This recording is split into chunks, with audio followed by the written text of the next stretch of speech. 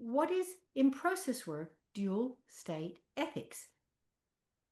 So you can have dual relationships. Uh, let's say I did babysitting for you, and you pay me to do babysitting for you.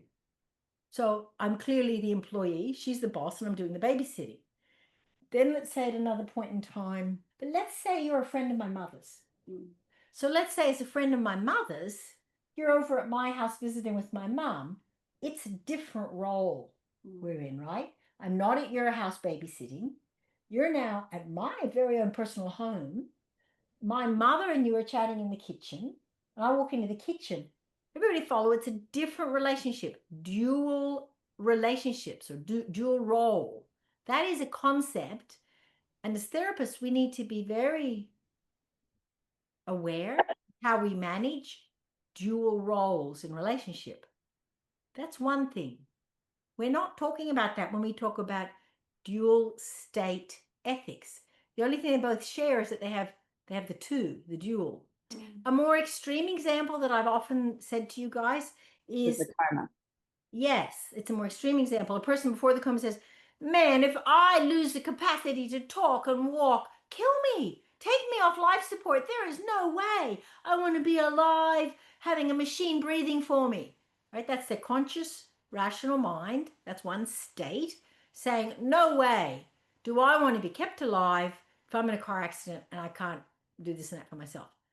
Then let's say they're in the car accident and they're in a coma, but using process work subtle techniques or similar. Process work's not the only, it's one of the few psychological psychotherapy techniques that go into the arena of coma. You kind of ask them questions and you watch the blood coming up and you get maybe a way of getting a bit of confirmation or something.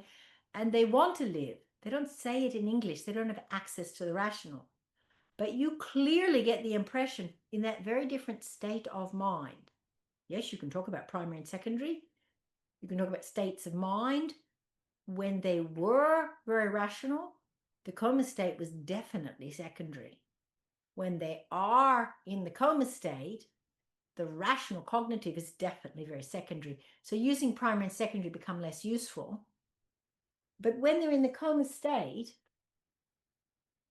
any state that at one point in time is very marginal and very secondary, it's really important that we, the process work facilitators, understand this, make respectful space for both states. So this one will have a goal, that one has a goal.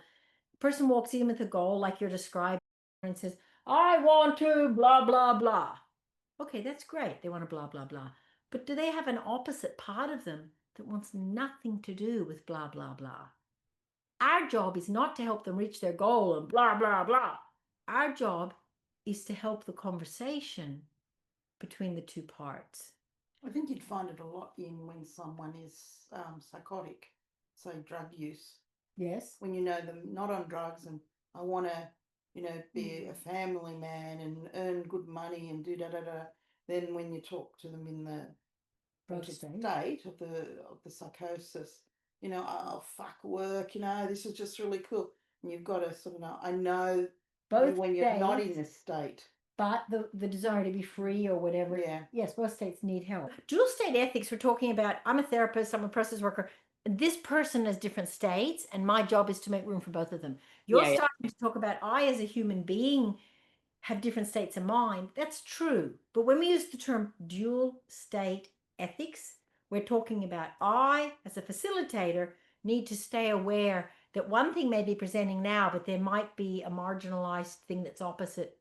A client's experience can bring up your own experience, and it's essential to hold awareness of both processes at the same time. That is a true thing. If a client's experience triggers me or brings up something of my own, yes, I have to hold space for me to function and cope. I have to hold space for them. That's not what we mean by dual state ethics. I'm trying to get clarity here. Everybody follow. There is dual relationships. They are complex. Dual state ethics refers to a client's having at least two major goals or points of view. Our job is to make space for both of them and try and help the conversation between them.